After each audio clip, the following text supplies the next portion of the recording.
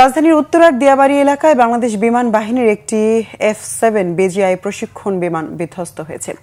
এই ঘটনা এখনো পর্যন্ত অন্তত ১৯ জনের মৃত্যুর খবর নিশ্চিত করেছে ফায়ার সার্ভিস। আহত হয়েছেন ১০০ জনেরও বেশি। উত্তরায় মাইলস্টোন স্কুলের ভবনে বিমান বিধ্বস্তের ঘটনা ঘটে। লাইফ সাপোর্টে থাকা বিমানটির পাইলট ফ্লাইট লেফটেন্যান্ট তৌকির ইসলাম সাগর কিছুক্ষণ আগেই মারা গেছেন।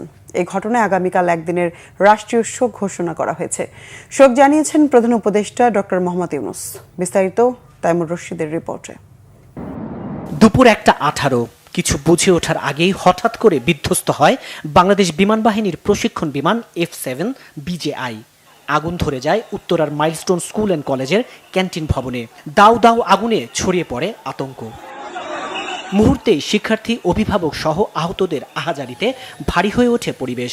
উদ্ধার তৎপরতা শুরু করে সশস্ত্র বাহিনী ও ফায়ার সার্ভিস। অ্যাম্বুলেন্সের সাইরেন আর দগ্ধদের চিৎকারে চাপা পড়ে যায় সবকিছু। সন্তানদের খুঁজতে ভিড় করেন উদ্বিগ্ন অভিভাবকরা। আশপাশের মানুষও যোগ দেয় উদ্ধার তৎপরতায়। গেটে যাওয়ার সাথে সাথে দেখলাম যে পিছন থেকে কি জানি একটা আসলো, মানে একটা আওয়াজ হলো আর পড়ে গেল, আর আগুন, শুধু আগুন আর ধোঁয়া। আইএসপিআর জানায় দুপুর ১:০৬ উড্ডয়ন করে বিমান বাহিনীর প্রশিক্ষণ বিমানটি। পাইলট ছিলেন ফ্লাইট লেফটেন্যান্ট তৌকির ইসলাম সাগর। দুর্ঘটনার পরপরই ঘটনাস্থলে পৌঁছেন স্বরাষ্ট্র উপদেষ্টা জাহাঙ্গীর আলম চৌধুরী ও সেনাবাহিনীর প্রধান জেনারেল ওয়াকারুজ্জামান। ঘটনাস্থলে যান বিভিন্ন রাজনৈতিক দলের নেতারাও। ভিতরে এখনো ঢোকা যাচ্ছে না অনেক মানুষের কারণে।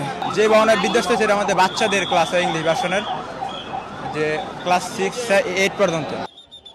আহতদের বিমান বাহিনীর হেলিকপ্টারে করে সম্মিলিত সামরিক হাসপাতাল সিএমএইচে নেওয়া হয়, পাঠানো হয় আশপাশের হাসপাতালগুলোতে।